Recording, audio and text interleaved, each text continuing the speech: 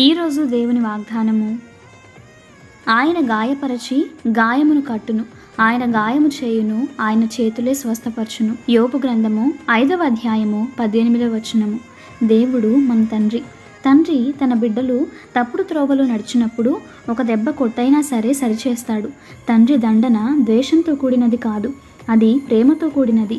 అది తండ్రికి బిడ్డ పట్ల ఉన్న బాధ్యతతో కూడినది. మన పరలోకపు తండ్రి కూడా మనలను అలాగే దండిస్తాడు. మరలా ఆయనే మనల్ని అక్కున చేర్చుకుంటాడు.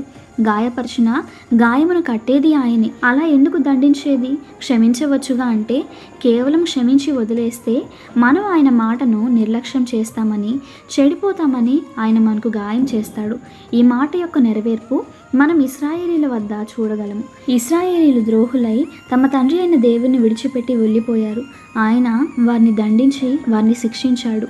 వారిని అనేక దేశములకు చెదరగొట్టాడు. అయినా మరలా వారు తమ తప్పు తెలుసుకొని ఆయన వైపు మళ్ళుకున్నప్పుడు మరలా వారిని గొప్ప వాత్సల్యంతో సమకూర్చాడు. ఈరోజు దేవుడు నన్ను శిక్షిస్తున్నాడు అన్న భావనలో నువ్వు ఉన్నావా? తండ్రి తాను ప్రేమించు కుమారుణ్ణి శిక్షించును అన్న మాట గుర్తుంచుకో. నిన్ను ప్రభు ప్రేమిస్తున్నాడు గనుకే శిక్షిస్తున్నాడు. ఆయన ప్రేమను ఎరిగి ఆయన వైపు మళ్ళుకో. ప్రభు కృప మీకు తోడై ఉండును గాక. ఆమేన్.